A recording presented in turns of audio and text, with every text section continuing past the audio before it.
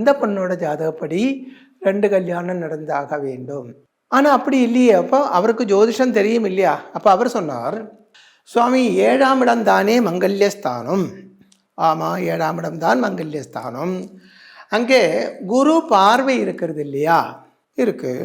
அப்படி இருக்கும்போது எப்படி அந்த தோஷம் வரும், மாங்கல்ய தோஷம்? நீங்கள் எப்படி மாங்கல்ய தோஷம் இருக்குன்னு சொல்கிறீங்க? இங்கே தான் ஜோதிஷிகளுக்கு அபத்தம் உண்டாகிறாங்க. அதாவது கால்குலேஷன் தப்பாக நடக்கிறது. அதாவது இந்த குருவோட அவஸ்தையை பார்க்க வேண்டும். குரு சொந்த வீட்டிலே இருக்கிறது.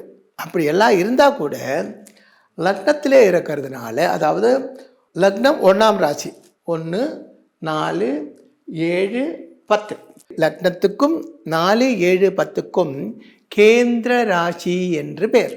கேந்திர ராசிக்கு அதிபன் சுபக்கிரகமாயிருந்தால் அது பாவியாய் மாறி பாப பலங்கள் தான் செய்யும்.